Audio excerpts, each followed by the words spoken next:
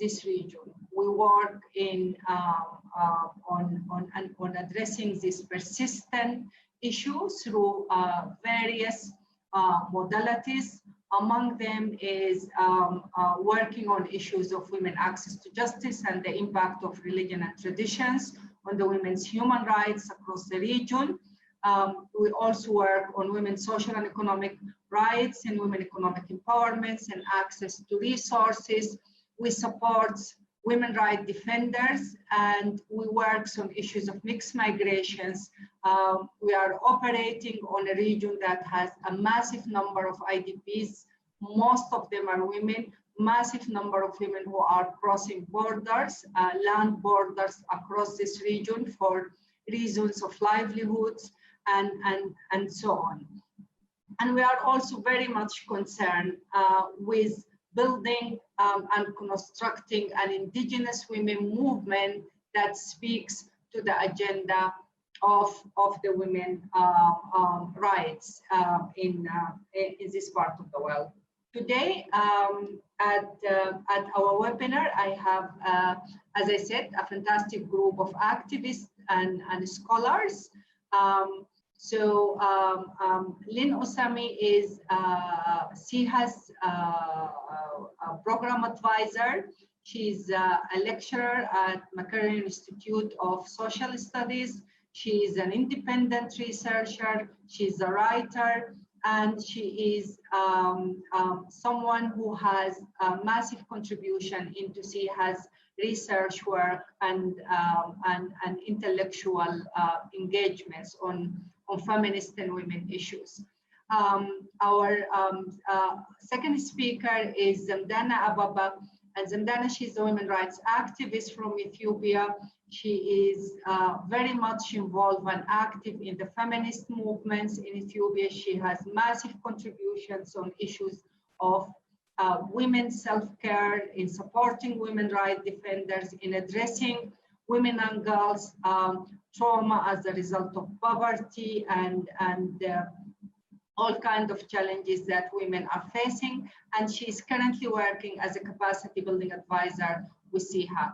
And lastly but not least, Martha Tokehara, she is CIHA regional advocacy officer, and she's also a very prominent activist in Uganda and a committed feminist who has a lot of activities beyond the boundaries of CIHA and engagement with women movement in Uganda.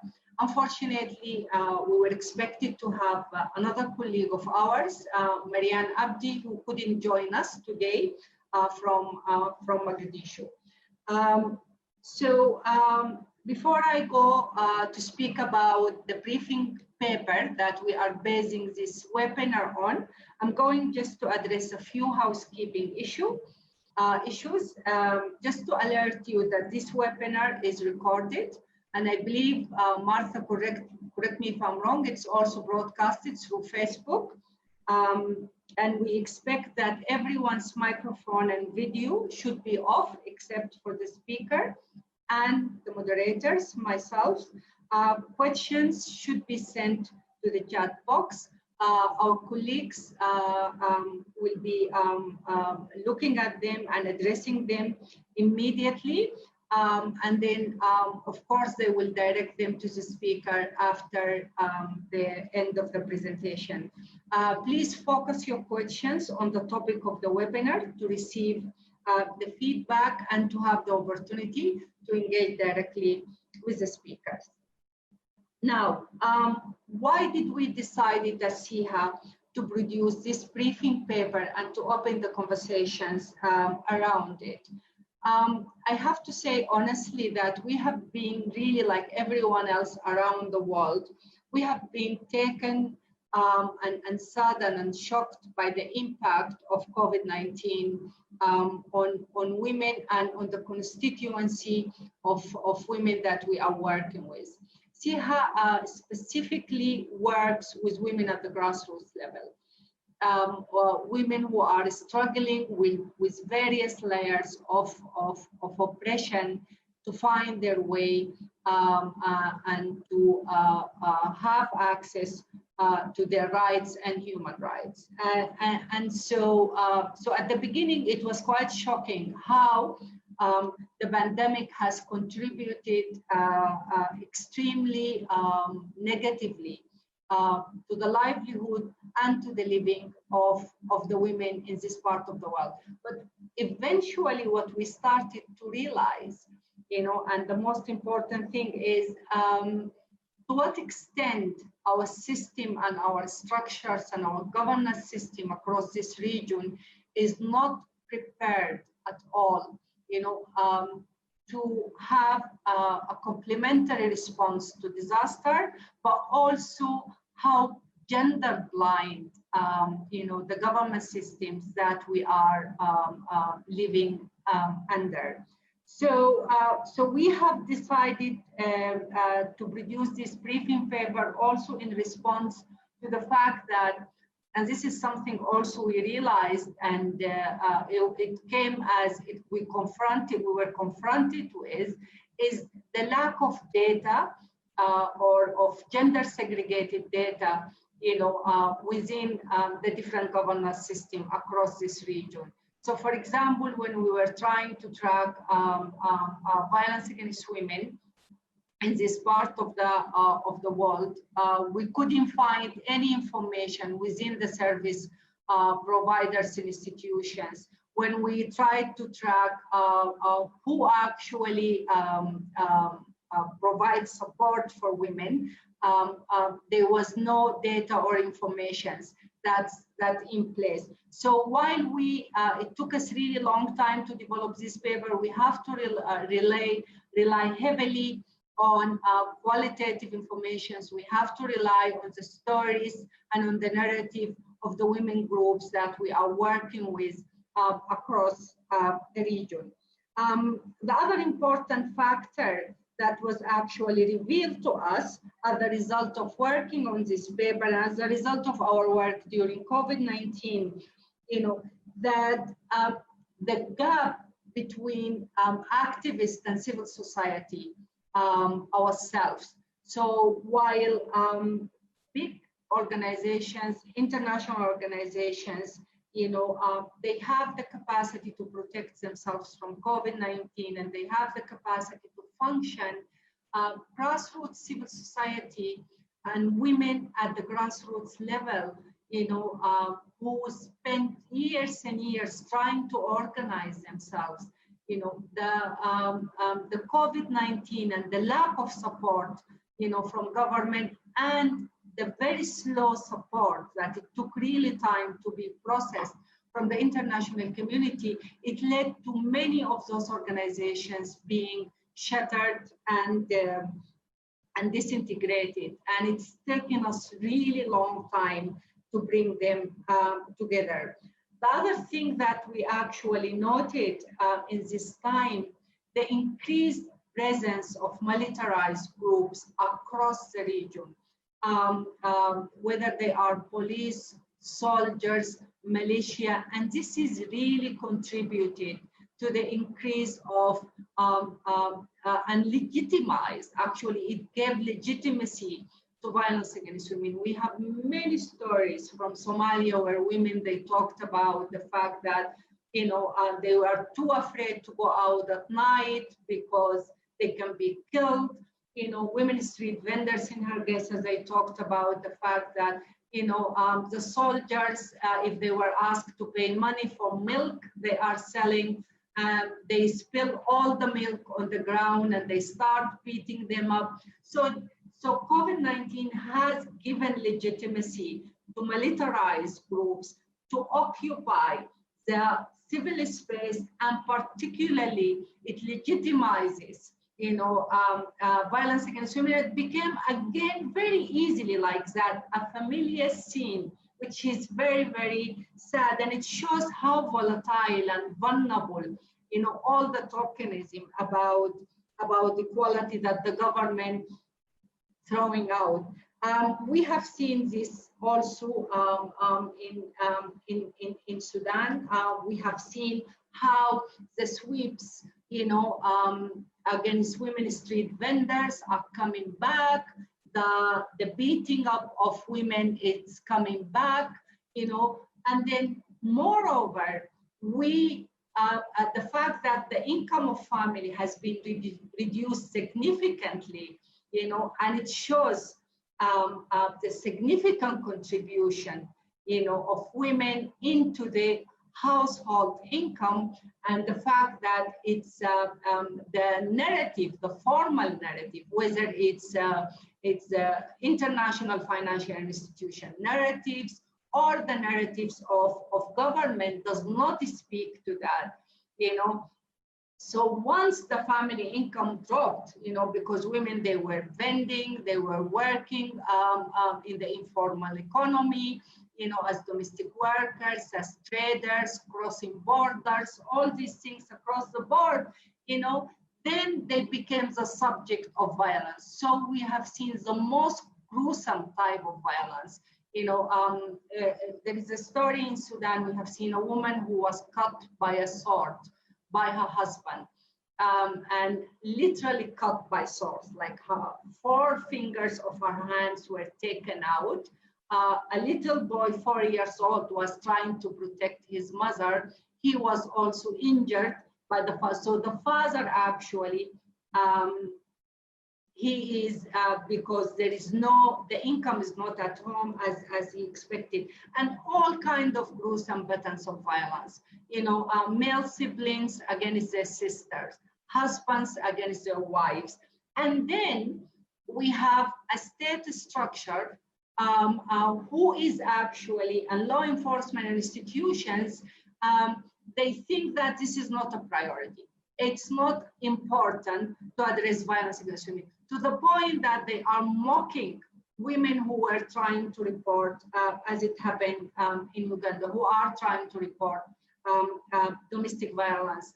In Sudan and Somalia, most of the courts are not working, let alone the fact that in those 2 countries, none of them has a domestic violence policies, and so on.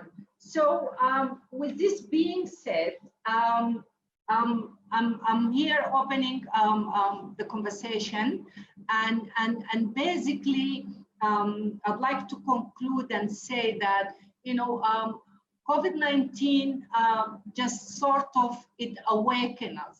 We, as if we were sort of blinded, and overwhelmed, and then all of a sudden, the volatility and the vulnerability of our situation as women in this part of the world, and how we have truly been seen and treated, it was very, very, like it just showed in front of our eyes, and so our suggestion and our recommendations that out of this crisis, as women activists, we need to learn and we need to develop much more stronger and very clear strategies that speaks to our integration into the heart of, of our governance systems. I don't want to take all the time.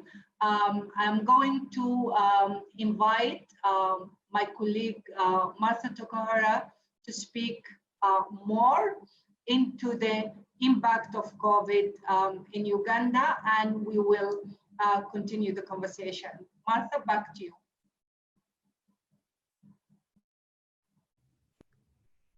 Thank you, Hala. A very good morning to you all, those who are in our time zone. Thank you for this opportunity. And I think, Hala, you've given a very good introduction to very much what my response or my intervention is going to be in view of the lived realities of women and girls in the Greater Horn of Africa. I would like to say immediately that COVID-19 was unwelcome in this region, just as it was in other regions, but more so because this region is going through transition, it's politically volatile, And really, COVID-19 was an acid test for the quality of governance in this part of the world. It's important also to mention, just building on what Hala said about how governments were operating in vacuums with very little or almost no consultation with civil society or even with women's rights activists.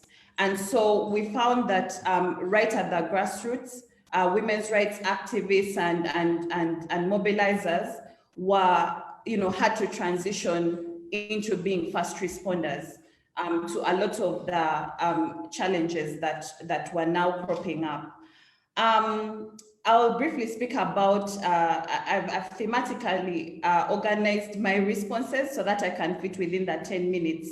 The first issue that we saw vividly happening, and what we collected from that documentation, is that now, whereas women have always been doing almost 3 times more unpaid care work and domestic work than men, that increased exponentially. And we have bore witness, and we continue to bear witness of what this has meant. Girls are out of school, many women have lost their jobs, and of course, this has exposed them to more vulnerabilities. For example, in South Sudan, we saw the number of cases of sexual violence go up, especially when women and girls were going to fetch water, for example, because of course, the demand for water increased. The next thing that the next issue I'd like to speak about is really very much a niche that TIHA network has carved out, working with urban poor women. A lot of these women are the sole breadwinners of their families. And so within this period of lockdown, we realized that a lot of them, their vulnerabilities were increased, and literally governments had to leave them to salvage their dignity and adopt their own, clandestine mechanisms of protection. For example, in Uganda, we saw actually that directive that came from the president was that the expectation was that market vendors would have to spend the entire lockdown in markets.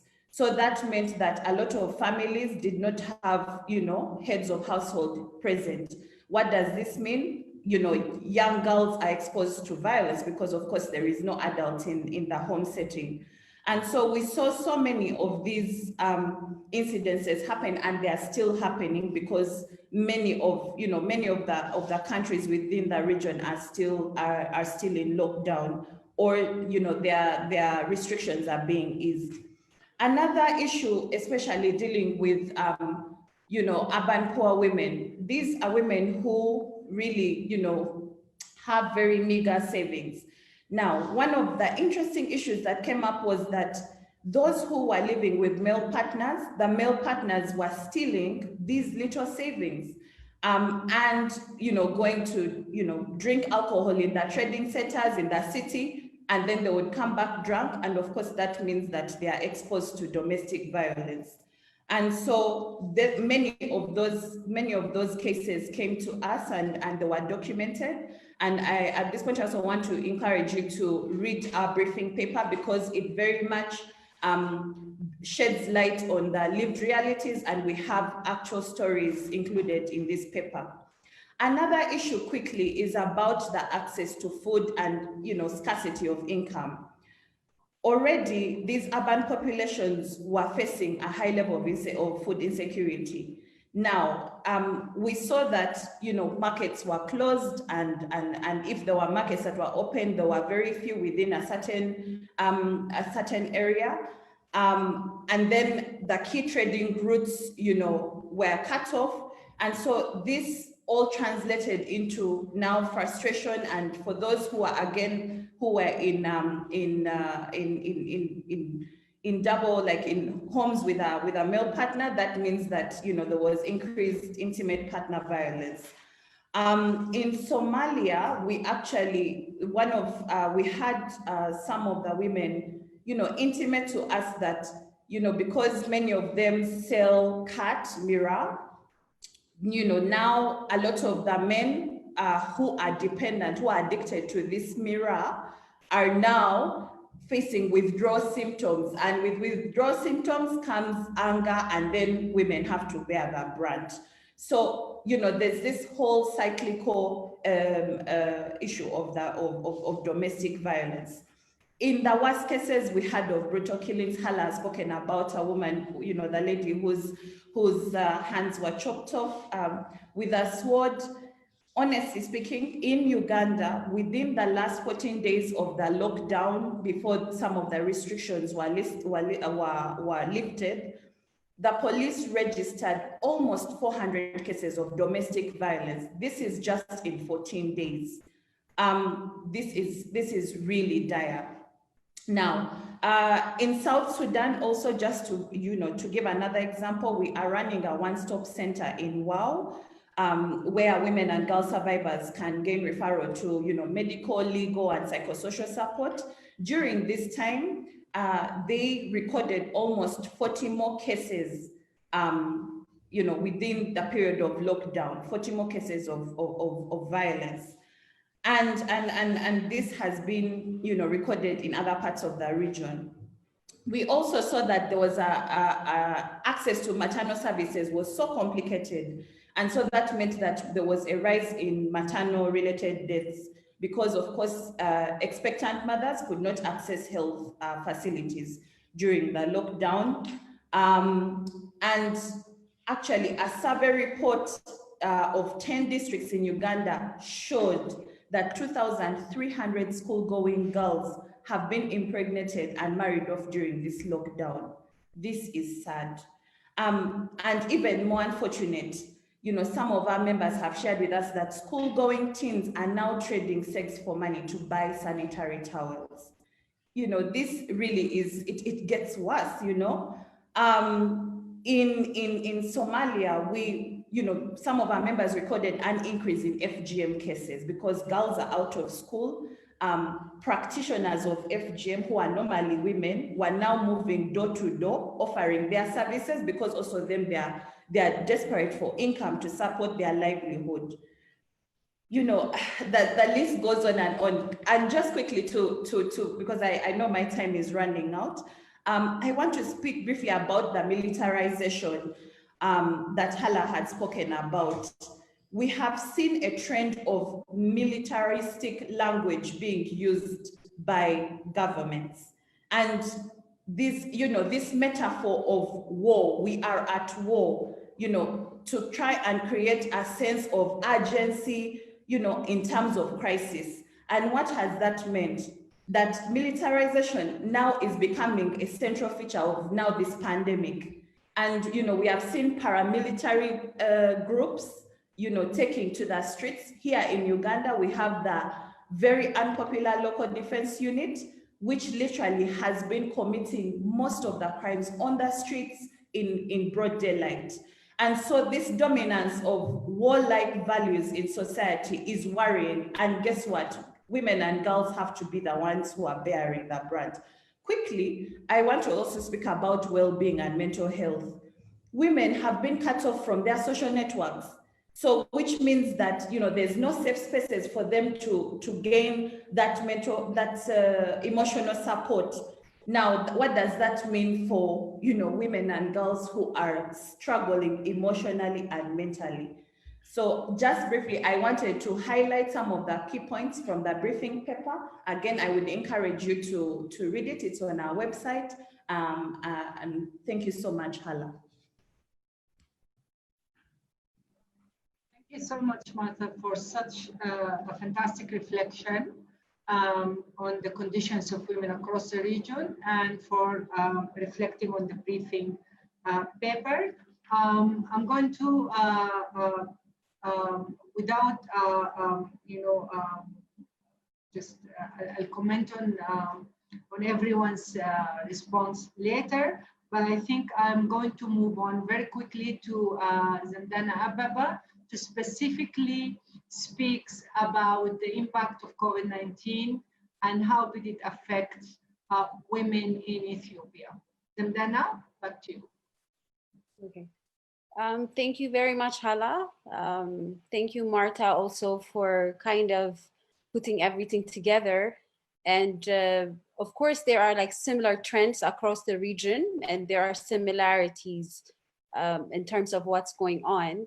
And before I get into this context-specific situation in Ethiopia, I want to start by saying that the title of our briefing paper says, we're tired of doing things, we're tired of playing the same game. And I really want to repeat that. We're really, really tired of playing the same game, and we want change now. And let me just get into the context and the situation in Ethiopia. Of course, unlike other countries, Ethiopia hasn't implemented a full lockdown, but we are under a state of emergency. But then again, I always think about, when I think about state of emergencies and what they mean, particularly for Ethiopians who have been under so many state of emergencies, under state repression, I think the whole situation of violence against women is a state of emergency. It's a global state of emergency that has not been recognized by any global leader or by any global country. And the lives of girls and women has always been, for me, a state of emergency. And I think it's about high time that governments recognize that. Having said that, some of the things that are going on in Ethiopia as a result of COVID-19 are obviously like school closures. And then one of the biggest challenges also the banning of gatherings. If people that are more than 4 gather, it's under the proclamation in the state of emergency, it's against the law. So basically women who operate their businesses in a very small coffee shops are hit the hardest because of this ban, because their customers are not able to get services. And whenever they come, the police raids their place and tell them that they can't, continue doing their jobs, which is basically an attack on not only the women, but the children and the whole family. As Martha said earlier, the women are usually the breadwinners of the house. So this highly state militarized action against women and other socially excluded groups poses a challenge. Of course, a lot of the problems we see during this global pandemic are not new, but they're intensified, they're exacerbated, right? And one of the things that has been exacerbated by this pandemic is the increase in violence against women and girls.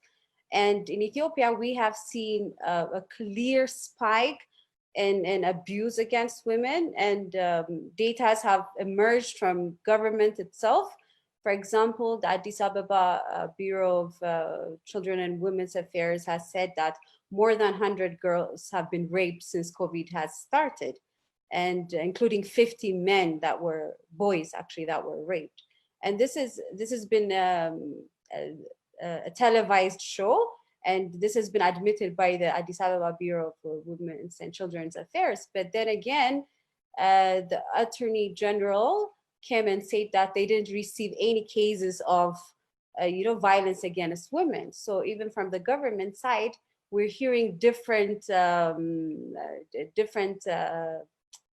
different data, and it tells us that like there's lack of coordination amongst the government itself, and also it's really hard for those of us working for women's rights to get data, and we're always asked to present data too, right?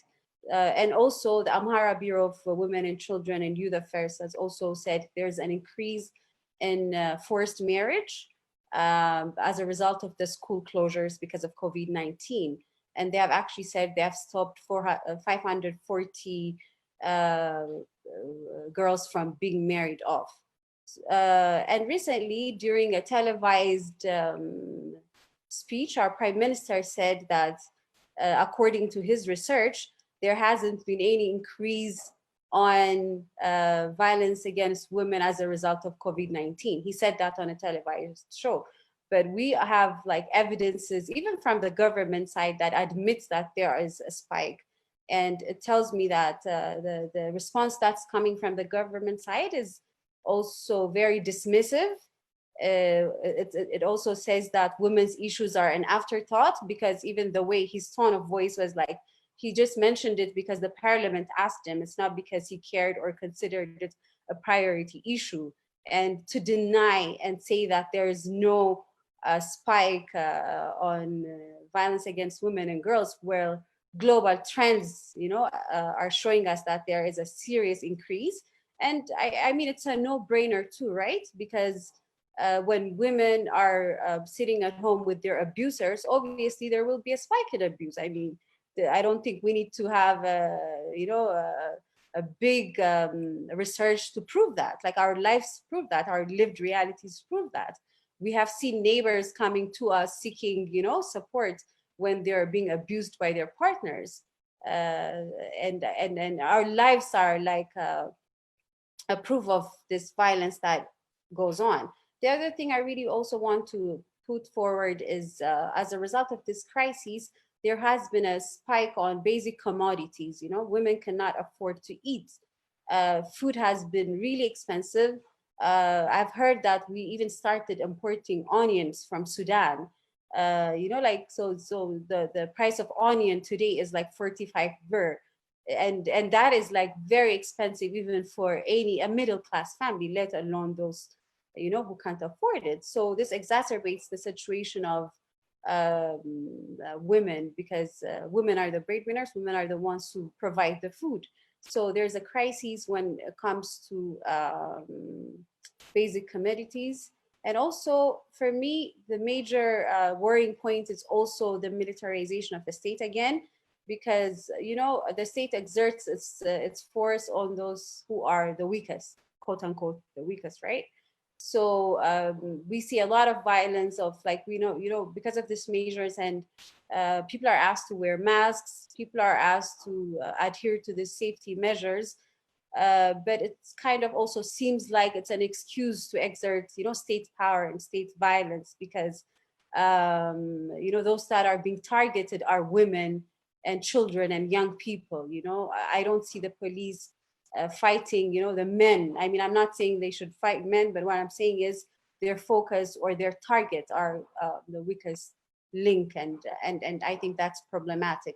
So just in general, the trends are like, the informal economies hit hard. There is a clear spike on gender-based violence in the country. The prices of basic goods is increasing, and I think I don't see any gendered response from the government.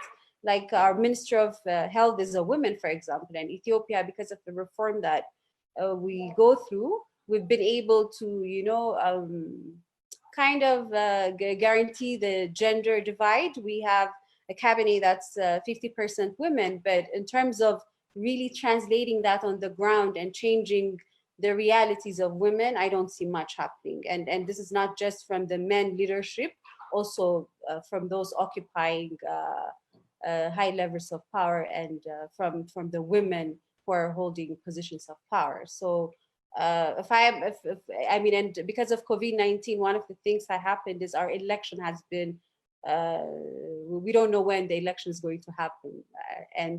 And when our election happens, I don't think I would elect for these women that are currently under power, because their response is not pro-women.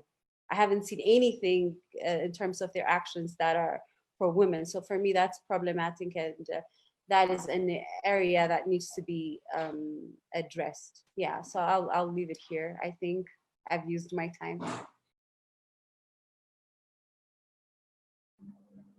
Thank you so much, Dandana, for this fantastic presentation. You have raised very critical issues and very, very important points. Among them is an issue that we have been talking about with SIHA for a long time, like, is really a representation of women within a traditional patriarchal power structure. Would it actually support or help women and influence change in the gender policies? And this is an important question. It's about time to to start asking this question. We have enough numbers, well, not enough, but at least we have a number of women who are present within our different levels of governance, but to what extent their presence is actually meaningful and it's influencing the women's situation. Lynn, I mean, my questions to you is, it's really concerning this normalization of violence against women, this normalization of, of women being cut, of women being killed, of women being, violated, and the fact that at every corner, in every difficult situations, women and girls have to bear the responsibility and then have to be again victimized and re-victimized. I mean, so how can we navigate this, and how can we fundamentally challenging that, and how can we actually start strategically addressing the structural issues that actually lead to us, all of us collectively, any one of us is subject to this situation. As women activists, as lead of organization, as academics, we're also directly affected by this, and we live through it in day-to-day basis. Yet, it's being said mechanically, and it's repeated mechanically, and it sounded, it became to sound normal, like, oh, violence against women, yeah, as if it doesn't matter. So how can we navigate this, Lynn, and how can we really re-strategize? Lynn, back to you.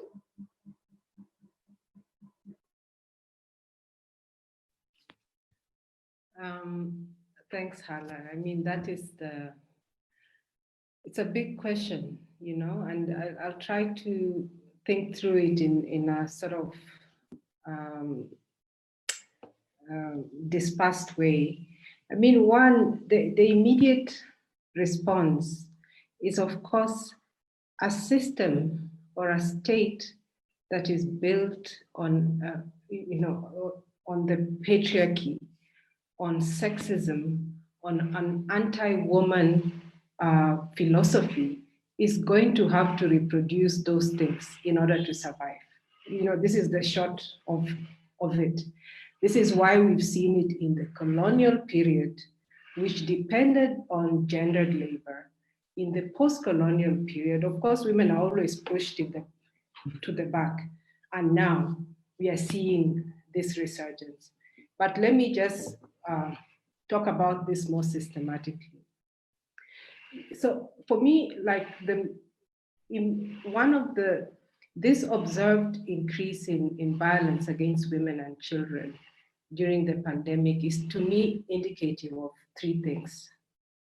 One is that, obviously, that the corona crisis is producing conditions which render women and children more vulnerable to violence. This is obvious, right? And second is that the structural position of women, it actually shows us, or it actually proves something that feminists have been saying for a really long time, that the structural position of women in our economies is significant, right? And so violence illustrates the collapse of that structure into which women are forcefully integrated, right? And third, it shows something that all three of you have already pointed out, the gender blindness of the responses, right? That is, the responses that we are seeing from the state actually have no impact on the gendered structure of these economies that we are talking about. So we are sitting with these three things. And we can understand them in three ways. I want to look at it, through sort of the economic vulnerability, the social and cultural, and then the political question that this presents. So in terms of the economic vulnerability, as you've already said that the pre-COVID or the existing reality was of deep inequalities between women and men, right? And so COVID is, as Zamdana was saying, it exacerbates these inequalities. And also, we have seen, and this, what this report, the briefing shows, is that a lot of women's livelihoods depends on mobility, right?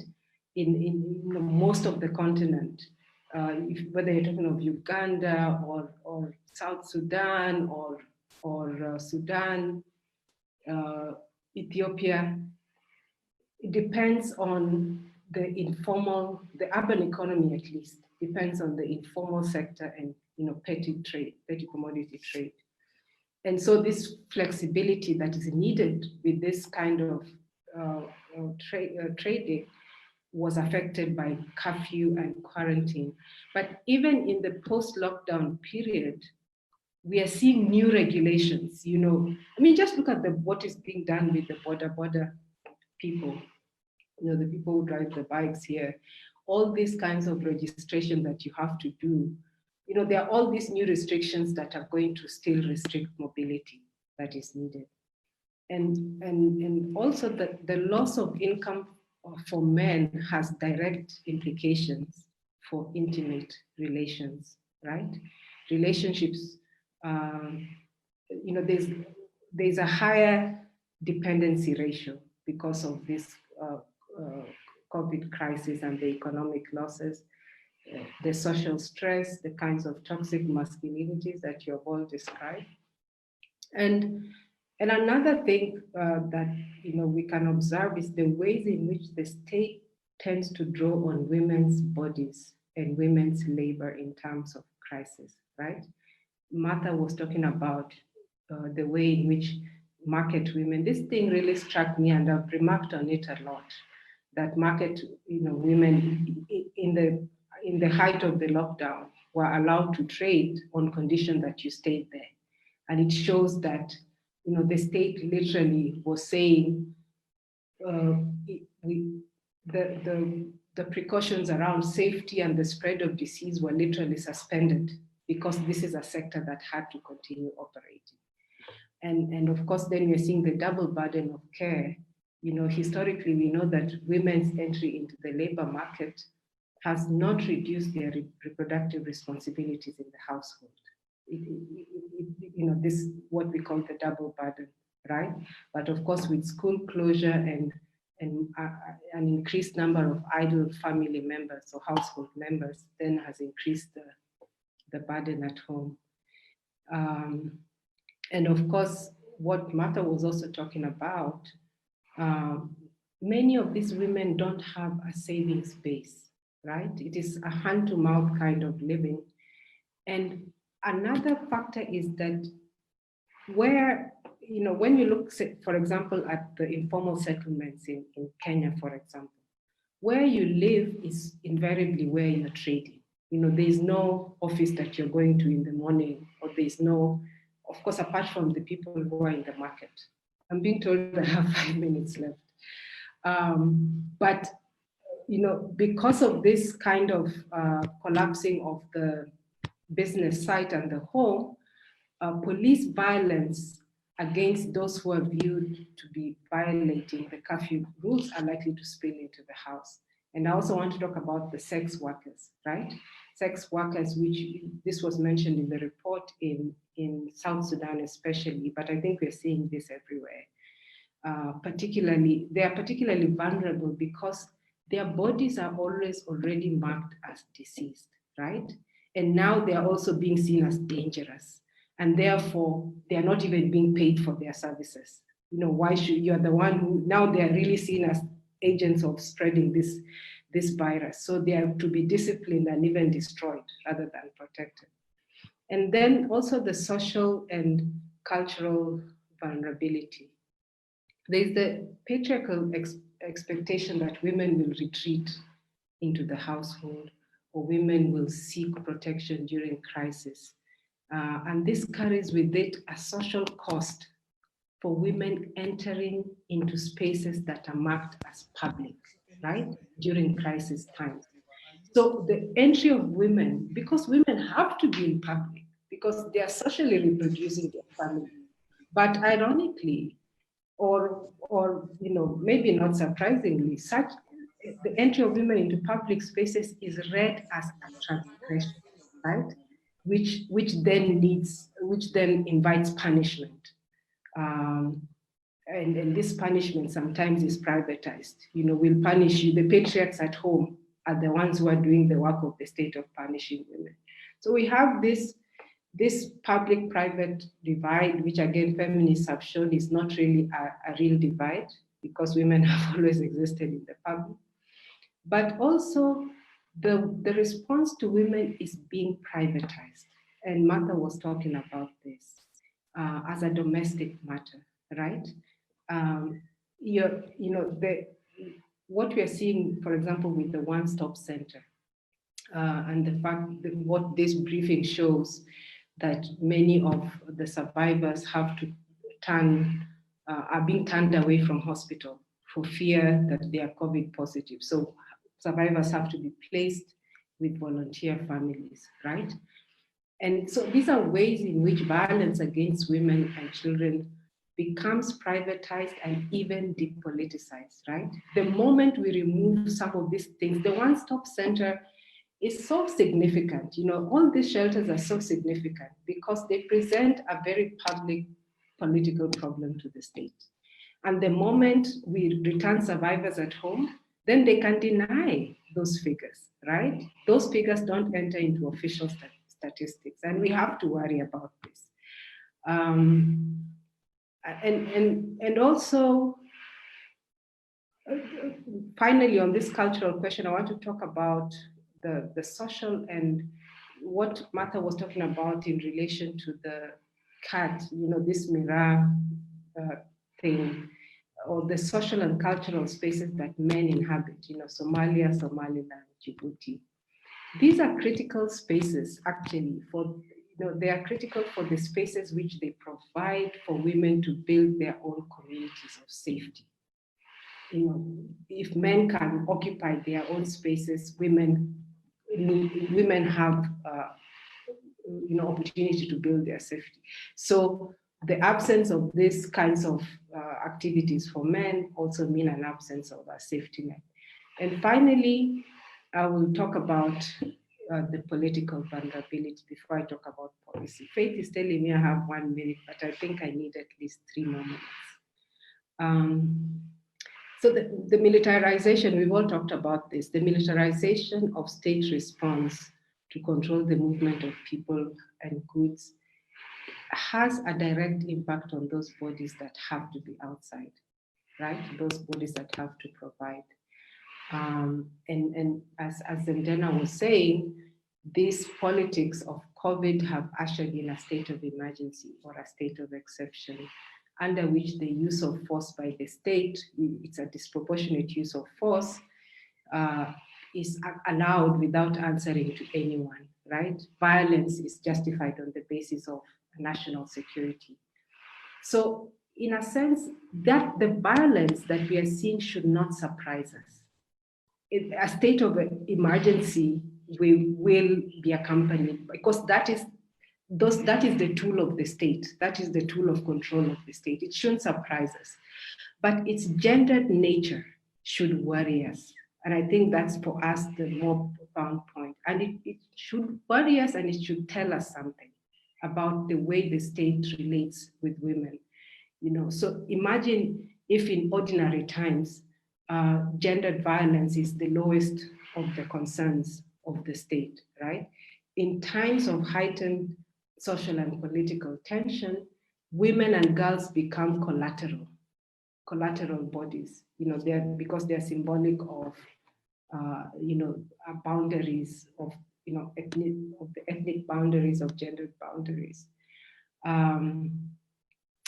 And in countries such as Sudan, for example, which are transitioning from a militarist Islamic regime, even there we haven't seen any kind of,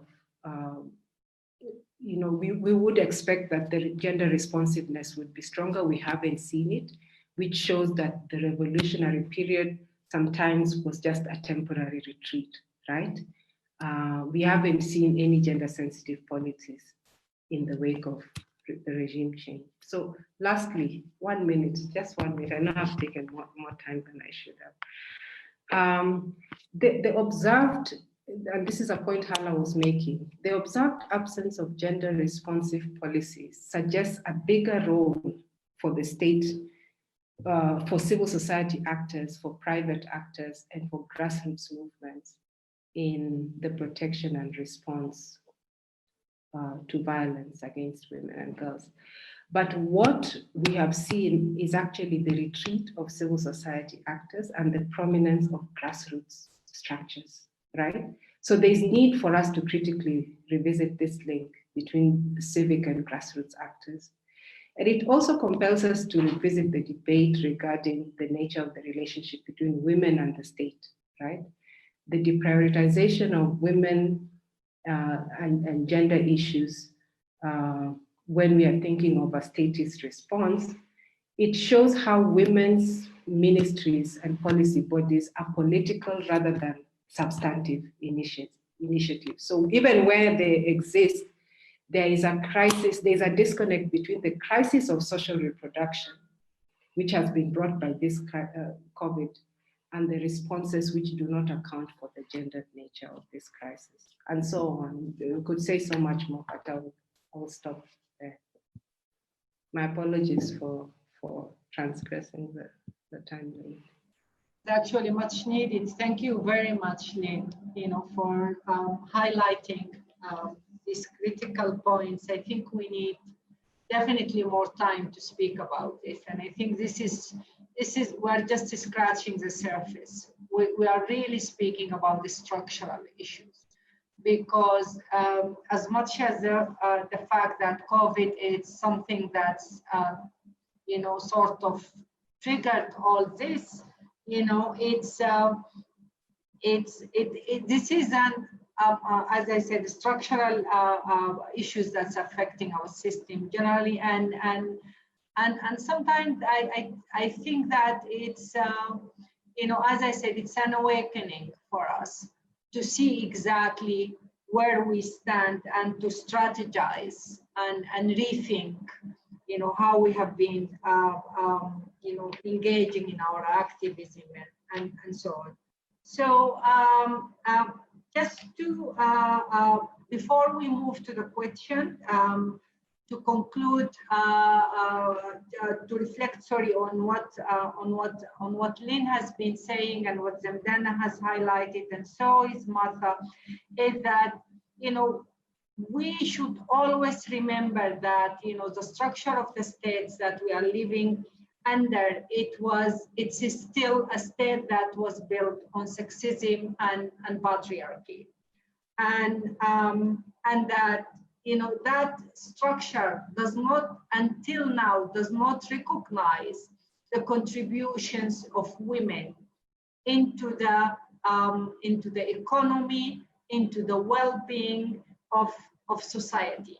That women contribution is still largely invisible across this region, and it's not part of the narrative of the state, nor it's part of the narrative even of other international actors who are actually engaged with with the region.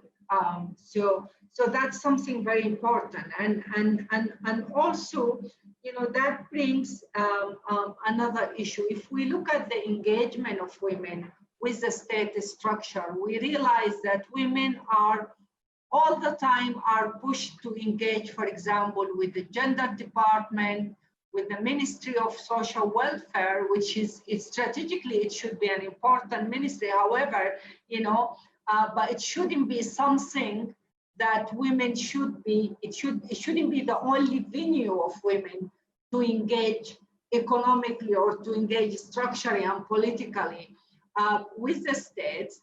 But women have way less presence and engagement, for example, at core ministries like ministries of finance, trades division, all aspects of government structure that actually impacting the living and the livelihood of women and of society, are absolutely, completely gender blind. And I think that's really very, very important. The other thing that I think Lynn has talked about is that it's very easy for the political system and the current political structure to retreat back into a status of aggression against women. So that was the normal. The abnormal, when the state structure in our countries and in our regions are actually reflecting, more sort of women or gender sensitive or gender friendly politics, which is extremely sad, but I guess this is the reality. So there is a number of things that COVID has revealed, a number of structural problems and structural issues that COVID has revealed, and it's the manifestation of that, of course, the massive increase in violence against women. There is a question why the cases of violence against women are increasing despite the fact that there is services in place. There is no services in place to start with. We could easily count the number of safe spaces and shelters that are available across the 7 or 8 countries of this region. There is no services, there is no support in place. Women are absolutely exposed, and they were caught between patriarchal and traditional societies, values within their families and private spheres, and between the current aggressions of the state that was triggered by COVID. So in terms of provision of services, I don't think there is sufficient service and sufficient support that actually in place to enable women to sort of easily overcome this situation. So it's another cycle of violence that we have to rely on our resilience and our self and our solidarity, as women to overcome. Zamdana, there is a question that came to you, which is basically speaks about the fact, despite Ethiopia is always showing that they have a legal frameworks that very much are supportive of women and their rights. The reality is completely different from the legal and the policy framework. And I believe you spoke about that as well. And you talked about, despite the fact that we have a large number of women at the top level governments, that's not really being reflected in terms of policies and support extended to women. So if you can speak to that, please. Yeah, sure. Thank you for that question. I think one of my favorite writers, Toni Morrison, says that when spaces are being opened for us, we should also open that space as leaders, as feminists, as women with power, right? And I don't see that happening. Like it almost seems like to me that now that the women are comfortable occupying these leadership spaces, I think they've forgotten why they're there in the first place, and it's a sad reality. And sometimes I also think about whether it is because they're operating in a patriarchal framework that they're not really able to do what they want. Sometimes as women, I'm careful of pointing my fingers towards other women, although I feel like we should hold any public official accountable. I'm also kind of careful because to kind of point our fingers on those, individual women leaders also poses a danger, because we have to understand where they operate, and the operating field, as it's been said, is patriarchy. And I think I'm pretty sure, I haven't spoken to any of them, and I wish they spoke about the challenges that they face. For example, when the president of Ethiopia, the first women president of Ethiopia, went and visited this shelter that was supported by the UN and was kind of formed after this COVID crisis to mitigate the increase in the increase in gender-based violence. The statement she put out on Twitter and other medias was problematic for me, because it doesn't really analyze, how power imbalances or the structure, the institutionalization of patriarchy affects our daily lives. Because some of the victims were attacked by a family member, including their fathers and uncles. And Ethiopians seem to be really shocked about this reality. But for feminists and for those of us who've been in this game for quite a long time, this is not shocking. We know that violence against women happen in the household. It happens by people women trust, girls trust. It happens by neighbors. It happens by teachers. People in close proximity to this, to women. But her statement was like, "How can fathers do this? This is against our culture." And it always makes me ask this question: what is our culture? Our culture is patriarchy, unfortunately, and it's not unique to Ethiopia. But Ethiopians have this problem of kind of glorifying our history. And I think it's about high time that we really question this patriarchal tradition and how it's expressed within our cultures too. And I think the reason the women in the position of power are not, although we have this glossy and beautiful legal frameworks and reforms of all kinds, the reason it has not been able to really make a transformative changes because we haven't tackled the real issue, and the real issue is patriarchy and the tradition of patriarchy. So we need to interrogate and unpack how patriarchy affects our daily lives, how it affects our school systems, how it affects our religious institutions, how it is kind of narrated or articulated in the family, our relationships with our fathers, our relationships with our mothers, because it's not, the gatekeepers of patriarchy or anybody can kind of be, the one practicing patriarchy. It has nothing to do with who you are, because it's a culture, it's a social construct. And a lot of us found ourselves within that construct. So I think it has to start from challenging that social construct and kind of saying we're done with this. We never consented to this social construct and we want to break free from it. So I think we should start from that, and our women leaders also need to have that conversation, that dialogue, that public discourse should start from there. We need to have these conversations, and I don't think a lot of the women in the position of power have asked those questions, or maybe even within that state structure there's a challenge that is stifling their voices. And I think they need to come out and speak about the challenges, because we are here to listen. We want to work with them, but I see that they're being completely silenced. Yeah.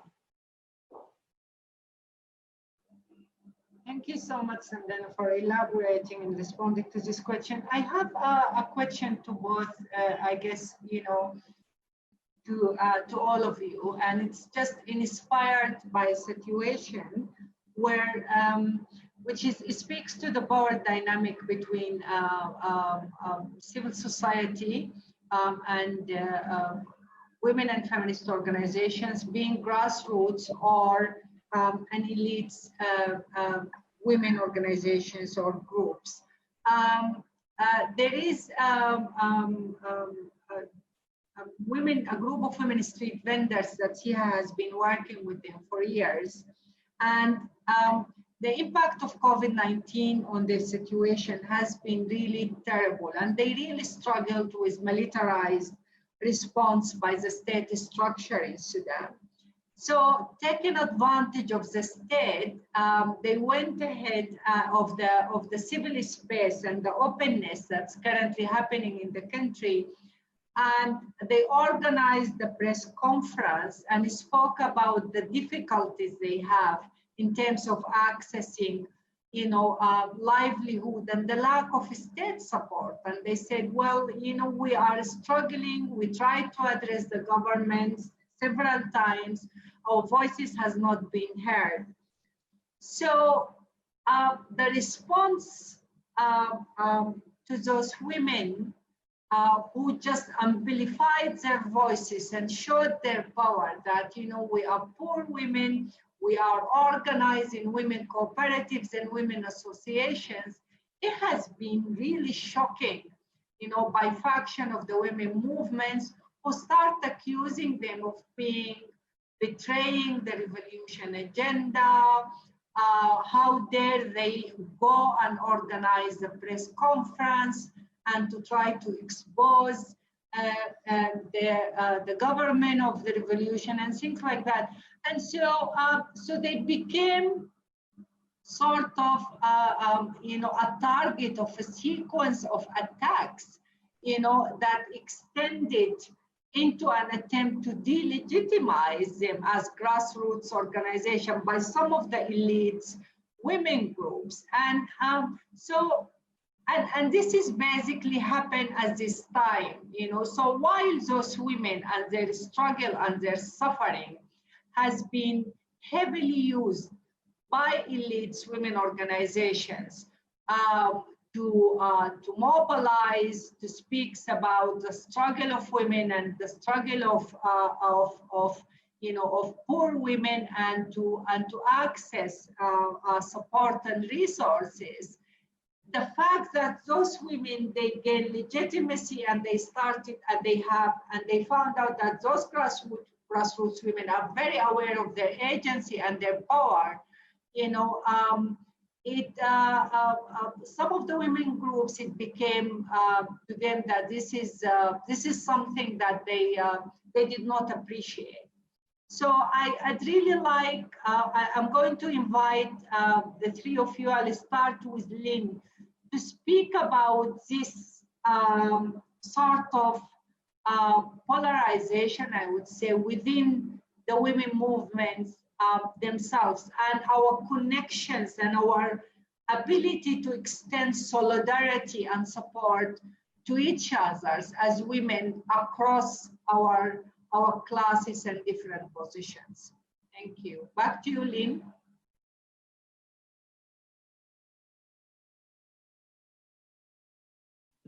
Okay. I mean, this is, I think one of the things that this period we have to be thankful for is the many things that it brings to the surface. The question of the grassroots women, I think, has a lot to do with where different people draw their legitimacy from. Many women's organizations, unfortunately, are still they have an agenda that is either, it changes like the weather. It's dictated by what is the state interested in, or what is the donors interested in, and what. So that becomes a de facto constituency for them. And then those things are pushed down to the grassroots. But grassroots women are not foolish. Grassroots women do not need the intervention. In fact, the informal economy itself many people prefer to exist within the informal economy because it is a way of sidestepping the state itself in terms of paying taxes and this kinds of control, whether it is to get permission or what. These people just go and sell. The other day I was going through town and I was quite happy to see a number of women hawkers wearing aprons written from See Her Network. I think it was, but it really got me thinking of this. It's many women and many people in the informal sector actually choose the flexibility and the freedom that they get from there. And that kind of freedom doesn't need the intervention of women's organizations. When they want to have a conversation with the state, they're just going to have it. When they want to call a press conference, they're just going to call it. So to me, I think it shows more than anything, I think it presents the women's movement more broadly with the urgency of what it means to build a movement, whether it's political. Zemjana was talking about, women who are in the ministries and they rarely are having a conversation with the grassroots.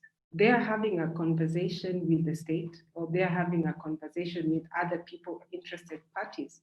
But there has to be a conversation that accounts for what are grassroots women saying.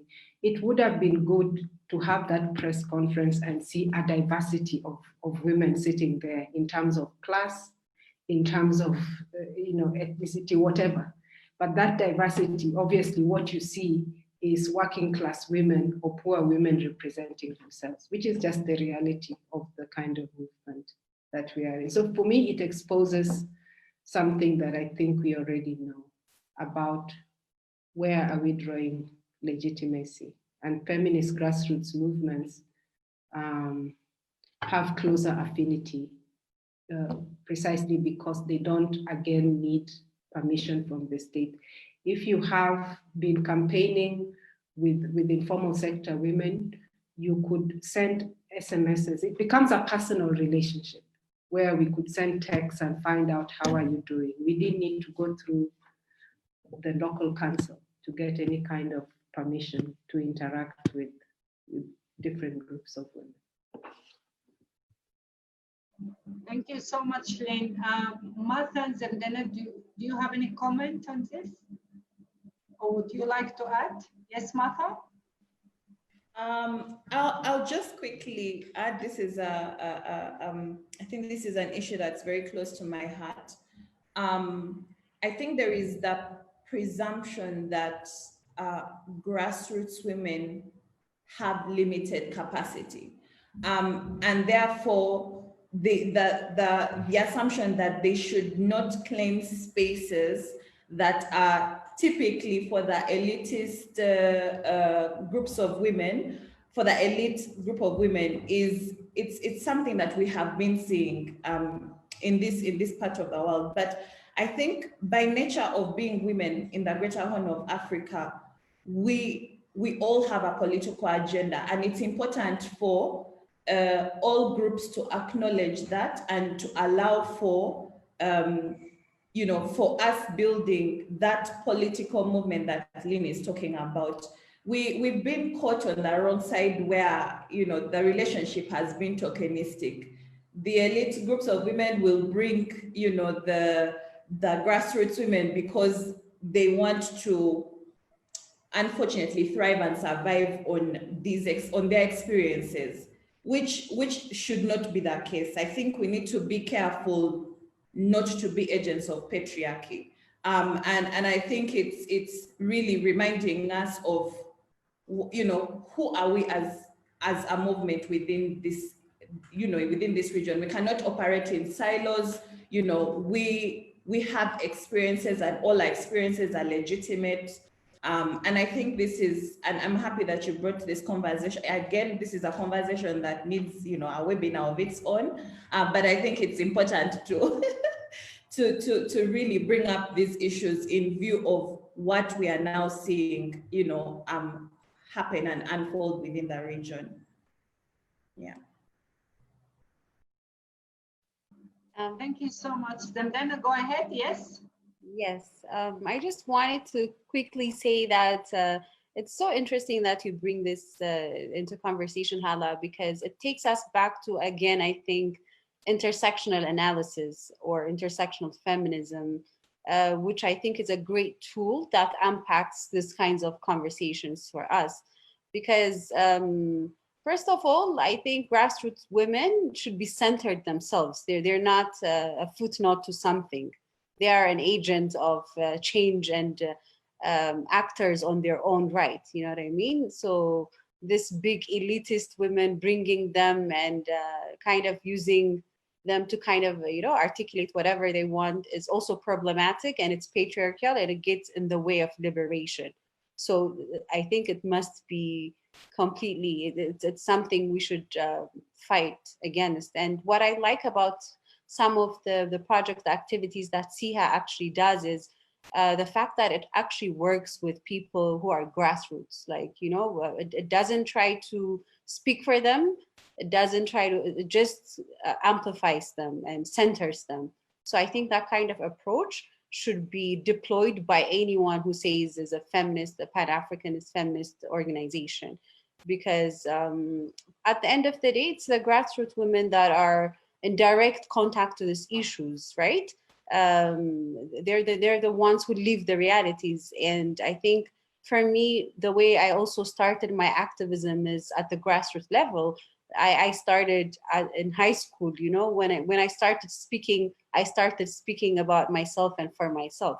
I was centering myself, but we did it in a collective, right? Because it's always important to come in a collective. So I was part of a forum called Girls Forum, which is able to kind of change the legal framework of Ethiopia. And we were still high school girls who kind of organized and formed a coalition. And we were very grassroots in that sense. Of course, it's important to acknowledge our privileges at every point of contact. I do recognize my privilege. I had a class privilege, but that doesn't mean I did not start from a grassroots level, right? So I think all of us in our diversities have the right to be centered in this movement. And I don't think there should be any gatekeeping and saying, no, well, we are the leaders and you're here. The hierarchy should be broken. Feminism as a hierarchy, I don't see it working. So it has to involve everybody. And then we also have to, I think, recognize how power relations and how, our power analysis should underscore the fact that oppressive structures are similar. Capitalism cannot operate without racism. Racism cannot operate without patriarchy. These oppressive systems are really highly interconnected. So our, efforts to challenge that and to fight that headstrong should also have an interconnected or interlocking approach.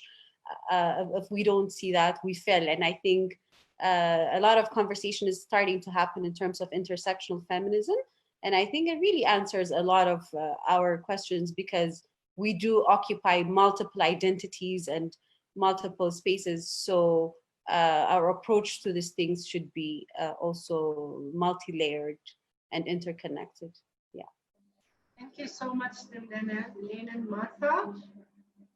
We have a question about the conditions of the refugee women, particularly refugee women from Africa and from the Greater Horn of Africa, and their invisibility. Women who are crossing borders around COVID and the fact that they are not being seen, and so they are exposed to all kinds of repression. And I know, for example, from my experience and working for SIHA, that refugee women who are living in urban spaces, out of fear not only of COVID, but out of fear of the militarization, they were locked at homes, because most of them, they were involved in informal work prior, and they were trying to survive. So with COVID in place, I mean, they had no option but to lock themselves and then really struggle in silence. And the question was particularly about women refugees who's also crossing borders to Europe, and the question basically saying that it's very similar situation, because they are not recognized, they are invisible, so they have no access to service, and they have no access to whatsoever any type of support, whether from families or communities. So there is a total isolation, and this is something I think we are seeing outside of the continent, but within the continent, between urban refugees, and how isolated and fearful they are, particularly the women, because they can't just leave, out of fear of police or other military forces. I don't know if any of you would like to briefly speak to this. Yes, Lynn, go ahead.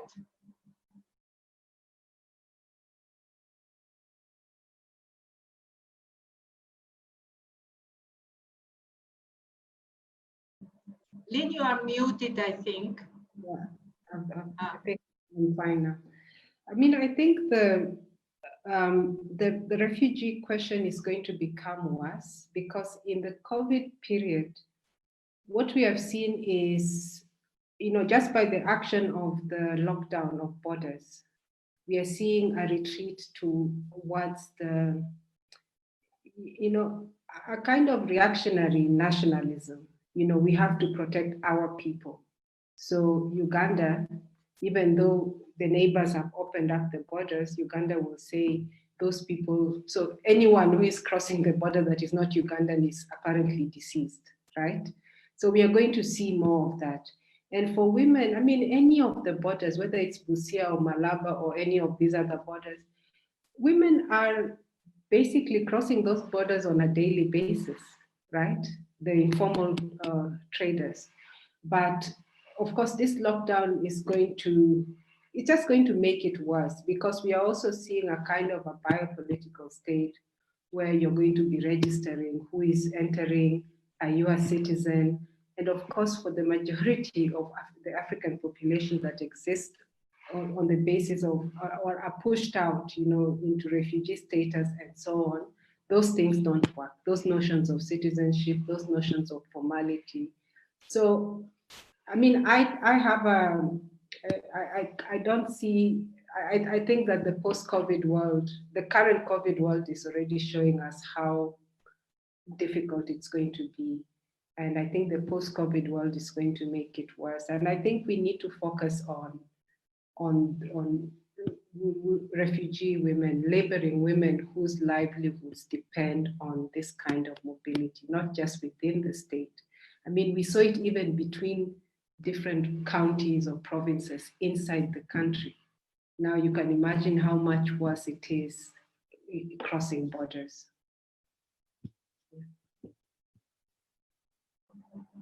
Thank you very much.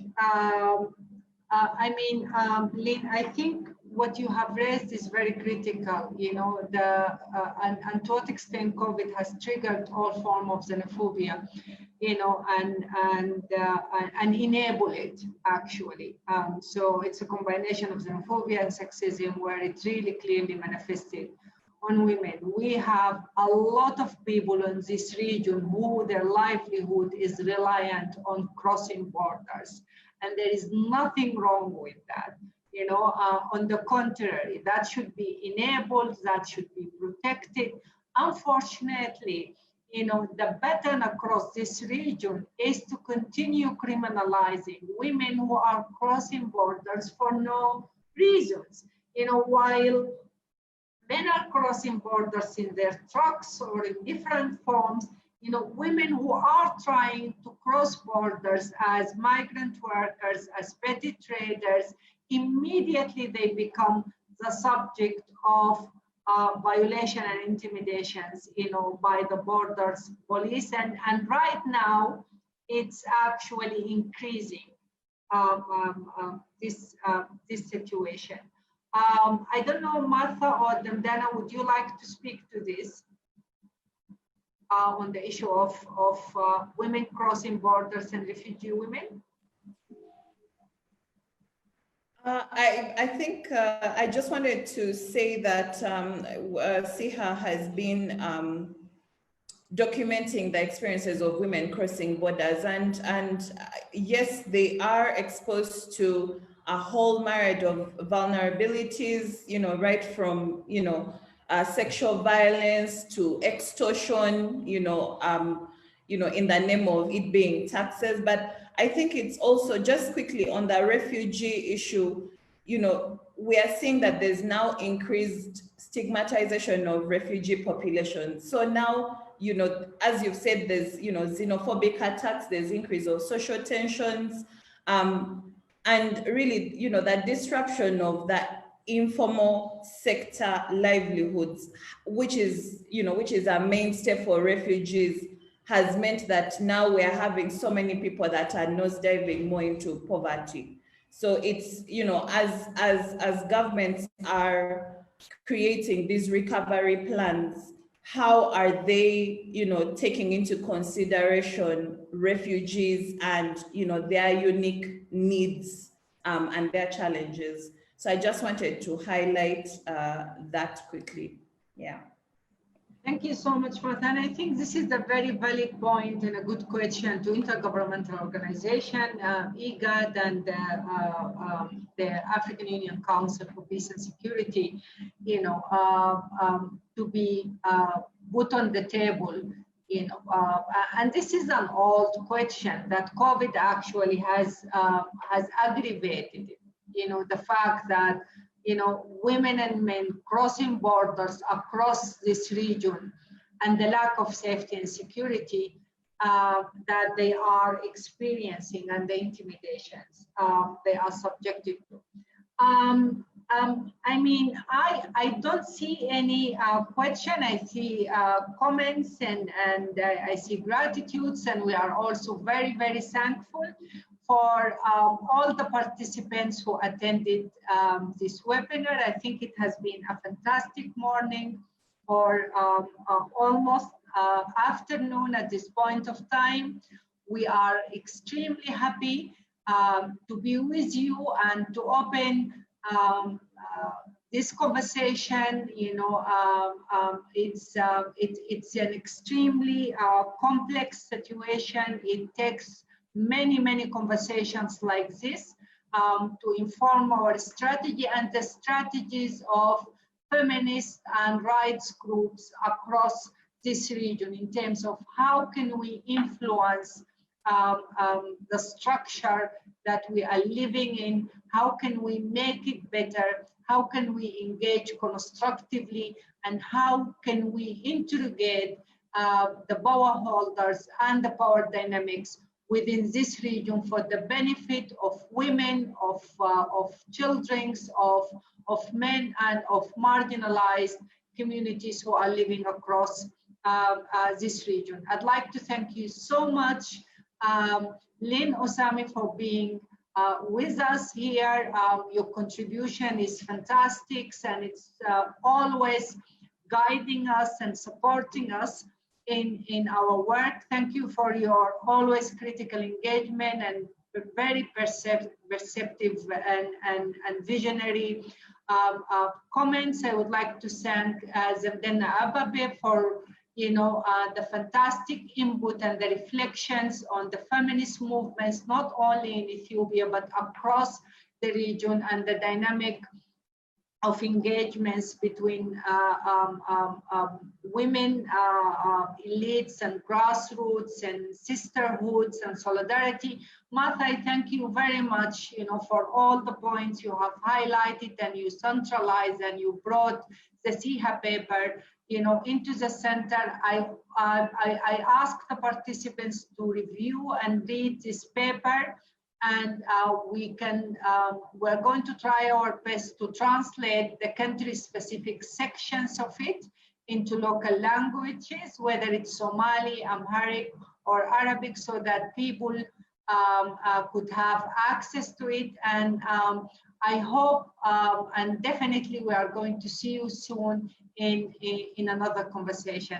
Thank you so much, and have a wonderful day, and happy Eid. By the way, tomorrow is Eid. Thank you so much.